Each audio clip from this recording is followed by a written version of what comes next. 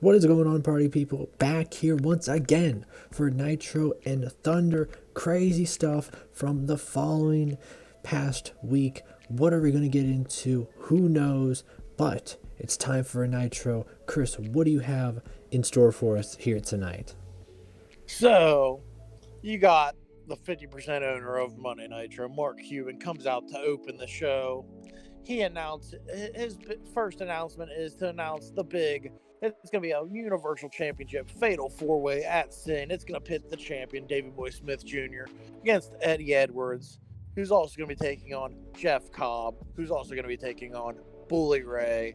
4-Way, Fatal 4-Way. What a great match to have for the Universal Championship at Sin. Bischoff comes out, berates Cuban for sinking his claws into something Bischoff has worked so hard to make great. Cuban said Eric may have made Nitro great at one point, but it's not 1997 anymore and things need spiced up. Cuban says he's the man that he can get that ball rolling. The segment ends with Cuban making the tag match for tonight's main event that will pit Eddie Edwards and Jeff Cobb against Bully Ray and Davey Boy Smith Jr. as Eric storms off angrily to the back as we go to our first commercial break.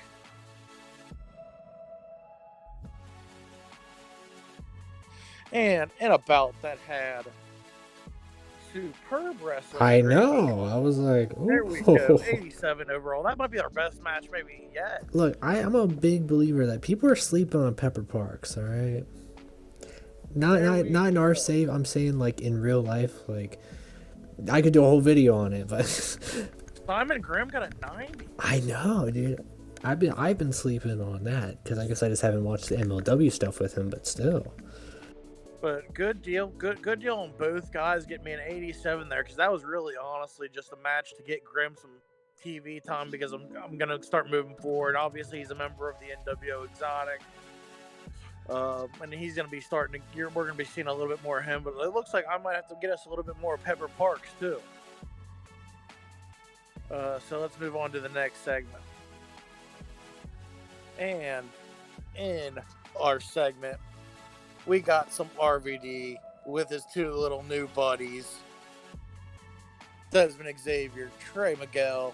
RVD pulls that van up to a gas station to fuel up for their journey for the perfect meal. They are still looking for that perfect meal to crave, to curb those munchies. Reno Scum is outside the gas station, just out front. They're shooting some dice. RVD goes in to grab some snacks and pay for the gas that he pumped. As Dez and Trey go out there, and they're like, "Hey, can we shoot some?" They start shooting some dice. Trey shoots and wins 3 quick rounds, getting all kinds of money because obviously they were gambling on this.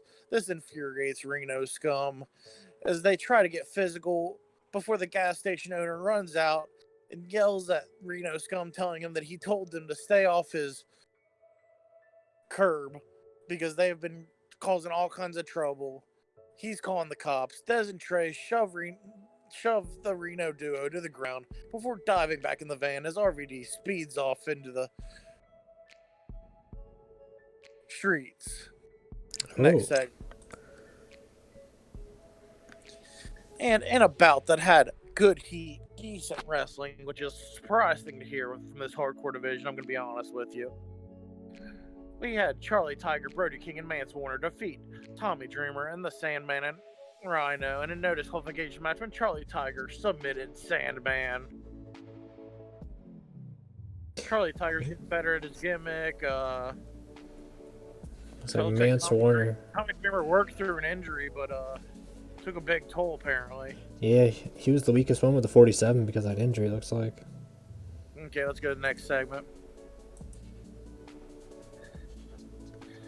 And in a bout that had great wrestling, good heat, Royce Isaacs defeated Brian Myers. Got a 76. He got an 80 in the ring. Brian Myers had a 77. I can dig that. Following the match, you got Royce Isaacs and Raven are standing in the ring, celebrating their win. All of a sudden, the lights go out. and a giant K flashes on the screen before, in small writing underneath the K, it says Kingdom. As all you hear is a Mike Bennett laugh before the lights turn back on. Raven is losing his shit. He thought that Mike Bennett was going to be gone. He thought that he was only going to have to be dealing with Pagul. Looks like he's got something else in the crosshairs that he might have to deal with too. Dang. Next, you've got Eric Bischoff. He's sitting in his office. He's sitting there just pacing back and forth. He says, you know what? I kind of like the way Raven's been running his affairs lately. Yeah, so if you're the weak link in the NWO armor, you know what? I'm going to have to cut you out of here. That's how things are going to go from now on. Next segment. And a bout that had great heat and good wrestling. We had Tino Sabatelli take down Scott Flash Norton by submission. Tino got a 73 in ring. He's getting continually a little bit better each time. Scott Norton's still getting 71s. 76 overall. Let's go to the next segment. Post match, you got the NWO, a bunch of the NWO acolytes emerge onto Scott Norton, start beating him down. You got Simon Grimm, you got Pac, and you got a masked guy in an NWO attire, just start beating him down. The masked guy takes off the mask. It's the Black Heart, Oj Hart. Oh, I like that. Next segment. And we got some Nitro show. And on this episode of the Nitro show, things go off the rails. Jordan says, so I gave you a week. What we got? Gordon still has no answers. Jordan Oliver says he figured his fat ass would fail them. With that, YDMB start tearing up the Nitro set before taking turns beating down on James Corden. Jordan Oliver says, luckily, we have some new management, and I have some new arm candy. Everybody, let me introduce you to my new girlfriend, Toni Storm. Next segment.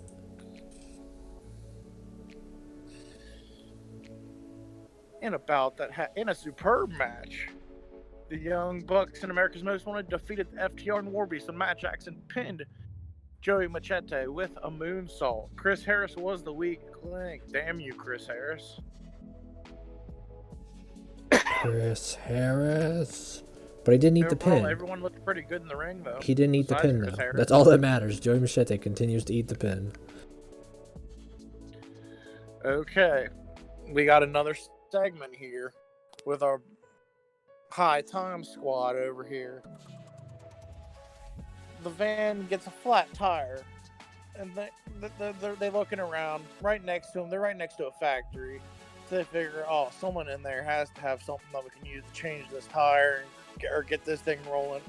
They walk on in, only to be greeted by an off-her rocker, Rosemary, who is in a rather chipper mood, just smiling.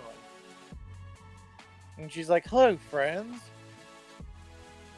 Des asks what kind of green she's been smoking. Rosemary says she's got something more powerful than even the best weed. She's got the power of Bagul in her heart. And that stuff gets you wilder than anything. She tells them they look like they could use a friend. She offers them the van fixed in exchange for a favor to be redeemed later. The trio thinks about it, they huddle up, and then they finally look at her and say, yeah, you got a deal. Rosemary says, let's seal the deal with a song. All of a sudden, the speakers in the factory start playing a creepy rendition of You Got a Friend in Me. This spooks the three as they're like, okay, I've seen enough. They run out to the van. The van's miraculously completely fixed, and it looks like it's been cleaned. And they completely jump in, leaving the sinister duo singing as you just hear that sound drowned off into the past as they continue their journey for the perfect munchies as we go to commercial break. There was so much to take away from this segment. I think I need to stop for a second because I'm getting some like Scooby-Doo vibes, like mysterious what is it, in the Sinister series where they have like all the dead children. Like, I don't know if that's like the influence with the Rascals, and or what are they called, High Fly or High something. It's High Times. High Times. So I think I actually had to like sit back and just I told you. get everything in one I more had some time. fun stuff booked. I told you I had some When fun he booked stuff this, booked. I was like, "What the heck is he doing?" But I found out. I hit it out I the didn't park regret it. Every time Dom asked that question, I hit it out the park. It's just like, what in the world was that? So, main event time though, killed it. Okay. Ooh, sharpshooter. To close off our show here, we got an exceptional match. David Boy Smith Jr. and Bully Ray get the win with Eddie Edwards and Jeff Cobb, who were going back and forth. The chemistry with them two is good, but they're learning if they can trust each other, because obviously with the match that was made at the beginning of the show for the pay-per-view, they will be opponents once again for that coveted Universal Championship, and obviously only one person can win that match. And Davey Boy Smith would end up submitting Eddie Edwards to the sharpshooter in a 90 overall match. Bully Ray was the weak link, struggling to keep up with everybody, and he still got a 77, but everyone else got something in the 90s. So the show closes. Everyone is just completely going nuts. They're all fighting each other. You got Eddie fighting Jeff Cobb. You got Eddie fighting Bully Ray fighting Davey Boy fighting Eddie. Everybody's going nuts. You got the whole backstage is coming out, breaking up this fight as we come to a close for Nitro. Ladies and gentlemen, that was our Nitro, ending off with a pretty big bang of an 87 there. Increasing only in one region, but I think it's because of that coverage, though, and whatnot. So it's trying to balance like the popularities and whatnot. Other than that, we will take it to Thunder now. Dom. All right, here we are on Thunder, ladies and gentlemen. Kicking off the show, though, we see Darby Allin held in a locked facility. He's sitting across there with Joey Hollywood, Bruno Milani, and Warren Barksdale are guarding the doors. Vampiro's sitting there also just looking at him. Three men are just having a war of stares exchanged between them, and Joey Hollywood slamming the table down. He's like, Darby. Tell me this, okay? You say you're straight edge. You say you don't smoke, you don't drink, you don't do whatever. But why do you have this lighter? Tell me that, champ. Darby says, you don't light candles, Joey? I don't know if you know this, it gets dark out there. He says, what do you think this, medieval times? Darby, I'm not a fool. You ain't lighting no torches with this flip lighter, this Zippo. You know what people with Zippos do? They burn stuff down. They flick it, they throw it on the floor and burn it down. In fact, you know what? You see that trash can over there? Joey Hollywood flicks it open, tosses in the trash can, and starts lighting on fire. He says, that's what happens, Darby. Everything points to you. You're a destructive human being. You can't be trusted. Just admit what you did. Darby says, it doesn't make any sense. You know where I was the night that everything was going down? You know where I was? Tell me this, Joey. Why don't you call up some of my friends and they'll tell you exactly what I was doing. I was jumping off of shit. I was hanging out. I was skateboarding with them.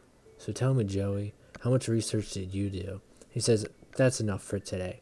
I'm the one asking the questions. And he goes out there and he says, you know, Ian. And Vampiro's like, don't call me that. You definitely not allowed to call me that. He says, you know, Darby in there, he's a little hard to work with. And I don't know why you picked him, but maybe I can see a little resemblance in you too. But we're going to leave him here. You should go back to your night job, and we'll take it here for our night job. Don't worry. But kicking off in WCW, we see the frizzy orange people taking on Kisowastaru. But Jinx able to get the win here against Yosuke Santa Maria, but they get attacked once again by Alberto, El Patron, and Angel Rose. Once again, they can't catch a break. They keep on getting assaulted.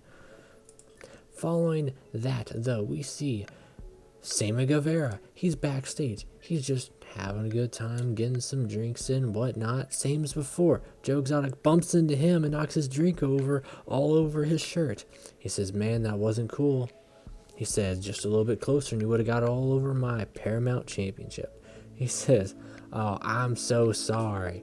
You know, Sammy, last week when I tossed you off over that turnbuckle, I could have hurt you, but I didn't want you injured. I wanted a fighting champ. So tell me, why don't you go out there tonight and you take on one of the boys? How about you take on Jordan, you know? Sammy says, you know what? I would love to. You know what, Jordan? You got yourself a title match, a Paramount Championship match. Meet me in that ring. We'll get business done. And that's exactly what happens as Sammy G able to defeat Jordan Clearwater, retaining his WCW Paramount Championship here. And after the match is when Shane Douglas comes out with Sean Ricker and Simeon Johnson. He says, that's my dude, Sammy G. Sean, Simeon, you guys got a match tonight. And I think tonight's going to be a great night for the franchise. Let's keep rolling tonight. And that's exactly what happens as Sean Ricker and Simeon Johnson take on Eminem. Maria Manic and Milo Toxic couldn't get the job done here as Simeon Johnson pinned Maria Manic here. I like to think it's like a modified Rock Bottom or something, you know. But after that, Sean Ricker got a new spot, athletic ability. That's pretty good for psychology and whatnot.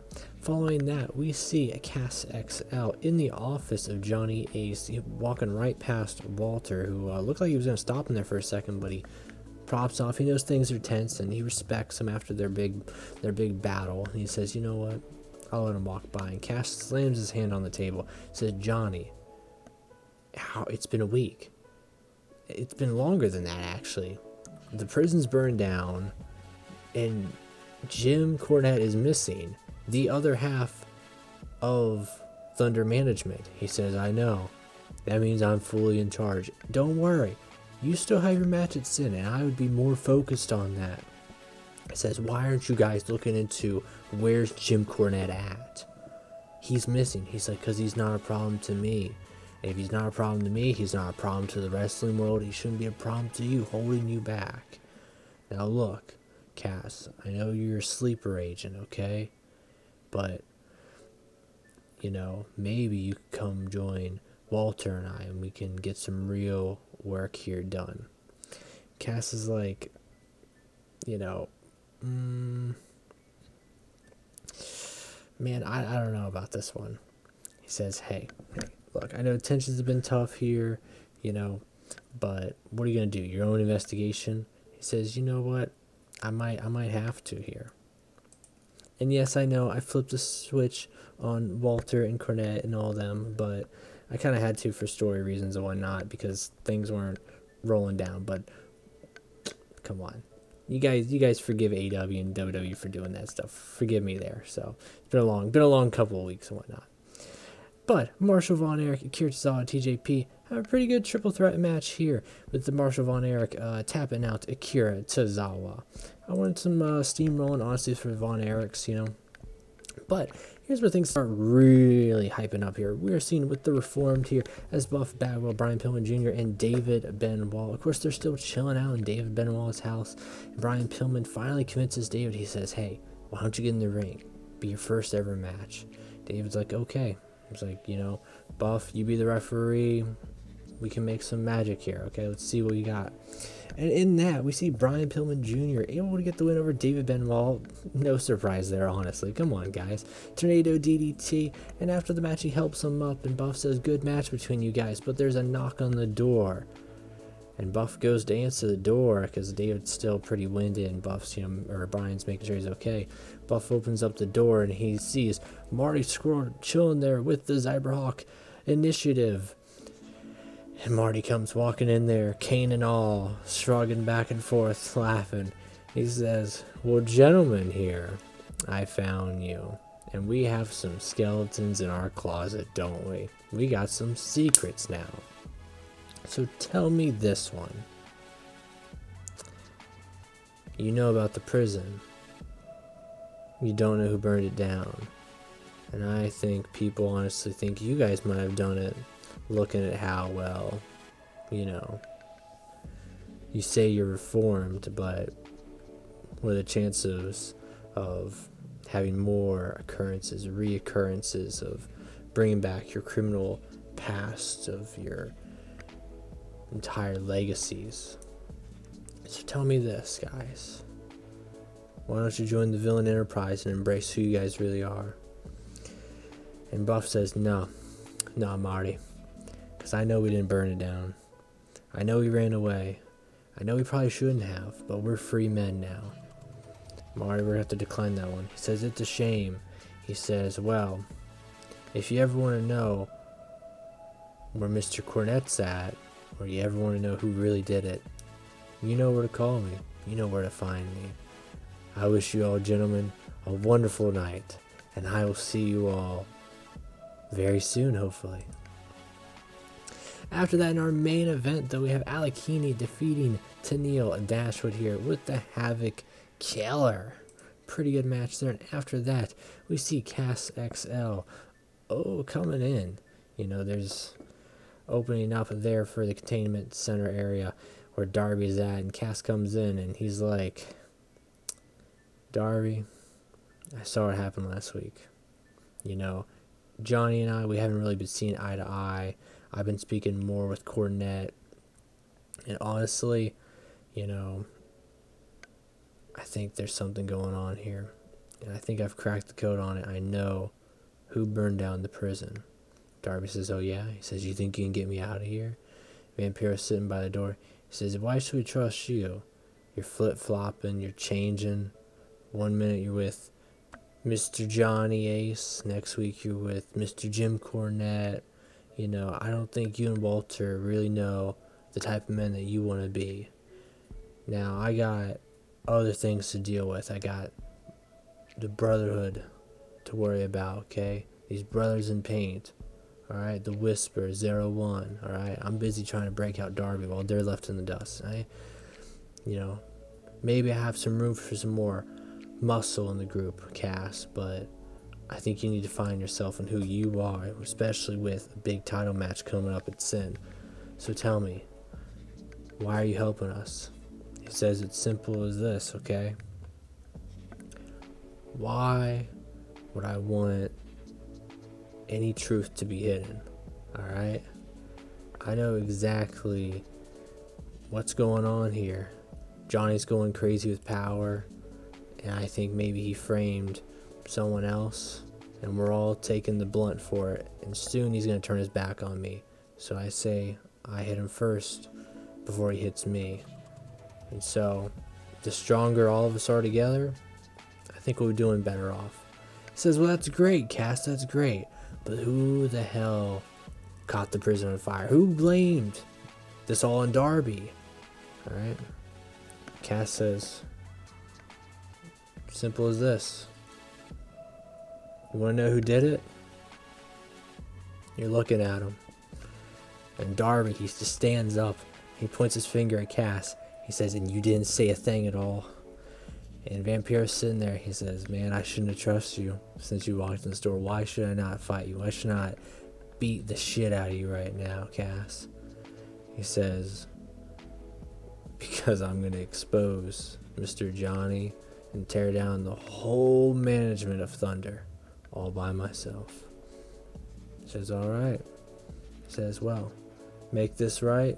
We'll get Darby out of here and we'll cause a little bit of hell, Cass. How about that? He says, well, that sounds pretty good with me. And that's how we're going to end it there, ladies and gentlemen, for Thunder. Pretty good, 76. David Benoit was used a little too much, yeah, maybe. Jinx was used a little too much, yeah, maybe. Other than that, pretty good show. Kind of derailed it a little bit there because I'm trying to twist and turn some stuff. Like I said, I got an 87, so that kind of helped things even out a little bit.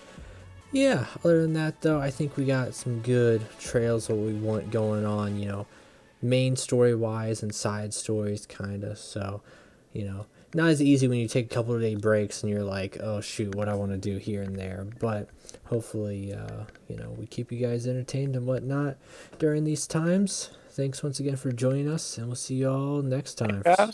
for Yeah. some more WCW.